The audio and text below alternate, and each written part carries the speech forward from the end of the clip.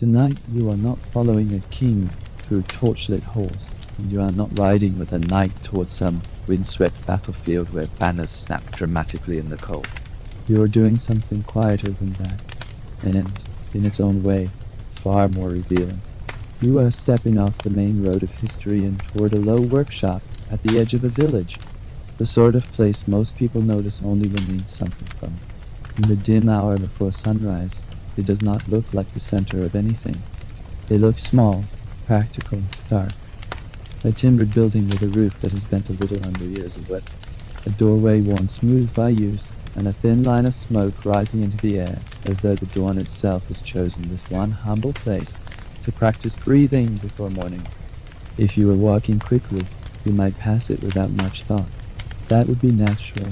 The medieval world trained people to look upward, toward towers, manor houses, chapels, walls, the homes of people who gave orders or collected dues, or spoke loudly enough to be remembered. But the truth is that history rested heavily on rooms like this one, rooms where the day began long before the sun had warmed things, rooms where iron was heated, bent, cooled, repaired, sharpened, and made useful again, rooms where one tired human body stood close to heat so that other bodies could eat. Travel, plow, build, lock, lift, cut, cook, and continue. Forge rarely appears in the grand paintings of history. Yet, for large stretches of medieval life, almost everything that held a village together passed through fire sooner or later. When the door opens, warmth reaches you first. It is not the mild domestic warmth of a hearth at the end of summer. It is working warmth, purposeful warmth, a heat that belongs to effort.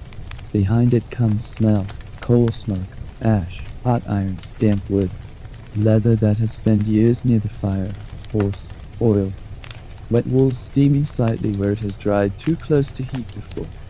Then comes the sound, and sound, more than almost anything else, defines the forge. The slow inhale and exhale of the bellows, the small clink of metal against metal as tools are lifted from their hook, the soft, unsettling whisper of coal settling inward, the splash at the trough, the first testing blows on the anvil. Even before the work fully begins, the room feels busy. Not hurried, exactly. A forge is most often too accustomed to labor to bother looking rushed, but busy in the deeper sense, as though it is already occupied with yesterday, today, and tomorrow, all at once. You are here because tonight it is enough to look closely at one ordinary life, and find there the shape of an entire world. And Blacksmith was not glamorous. He was not usually rich. He was not celebrated by the sort of people who commissioned chronicles. Yet without him, medieval life would have grown clumsy very quickly. Gates would drag, wheels would fail, plows would break, bits would snap, knives would dull, hinges would sag, chains would weaken, tools would wear down into frustration and then into uselessness. People knew this, of course, but in the practical, half-conscious way, people know the importance of water, while mostly thinking about the cup. They noticed the blacksmith most keenly when something important stopped work, and because something important was always stopping somewhere, the forge almost never had the luxury of true quiet. So, tonight, you will not rush past that doorway. You will stand in the orange half-light and remain there long enough for the world to gather around the fire. You will see what it meant to be born into such a trade. You will feel how childhood narrowed into apprenticeship, how apprenticeship deepened into skill, how skill came down to smoke and fatigue and small uncelebrated comfort. You will move slowly through the seasons of this life, through hot summers and bitter mornings, through village demands and half-paid repairs, through horseshoe work, plow work, nail work, and the stubborn endlessness of useful labor. Then, when the room has dimmed enough and the hammer has repeated itself into something like memory, you will leave the forge the way a tired blacksmith leaves it, slowly, gratefully, and without any need for a dramatic end. Because if there is one thing this life did not often provide, it was dramatic ending. It provided patterns, the fire breathed, the iron glowed. The hammer fell, the body tired evening came, Bread was eaten, sleep was attempted, morning returned. The fire breathed again.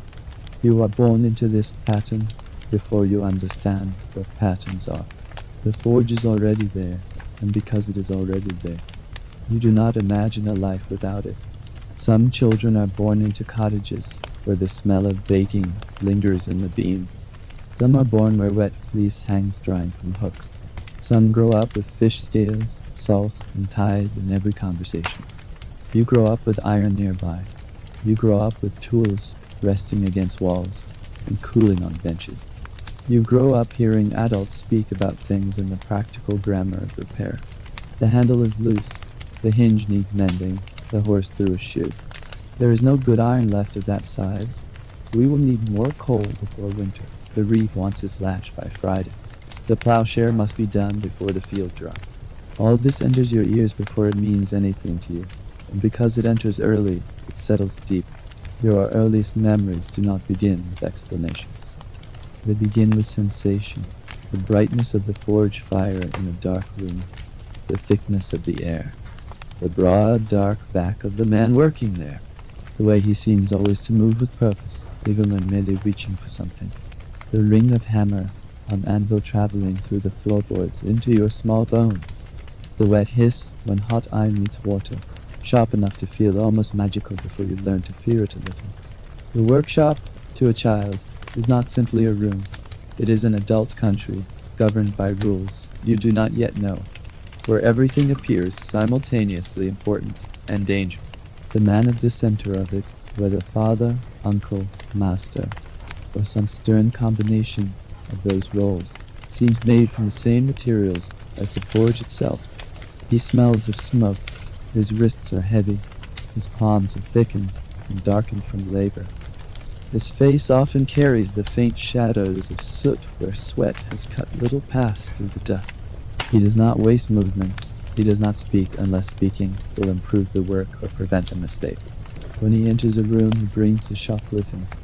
His apron may be removed, but the trade remains on his body. To a child, such a man can seem almost less like a parent and more like a natural force, something between weather and authority. Years later, you may understand him better. See the fatigue under the sternness, the care under the correction. But as a child, you first know him as the keeper of the fire and the judge of what counts as useful. In families shaped by labor, affection is seldom absent, but it often wears practical clothing. It may not arrive as softness. It may arrive as instruction, as discipline, as food put before you, as shelter maintained, as warning given in time to keep you from losing skin or teeth or nerve. This is especially true around a forge. A blacksmith who speaks sharply when you stand too near a horse is not lacking love. He is translating love into medieval terms. Better you learn quickly than painfully. Better you be annoyed than injured. Better you're feeling smart now than your hand later. Such households teach care through usefulness and caution. To modern ears, this can sound hard, and often it was hard. Yet it was also a way of surviving an environment that did not forgive distraction. For a few years, childhood still lingers. You are kept mostly clear of true work. There are corners from which to watch. There are scraps of wood to arrange, bits of harmless play to invent in the yard, or near the doorway while the adults labor among heat and iron. You can observe the world of the forge without fully belonging to it, but the Middle Ages had very little patience for long, useless childhood, especially in working households.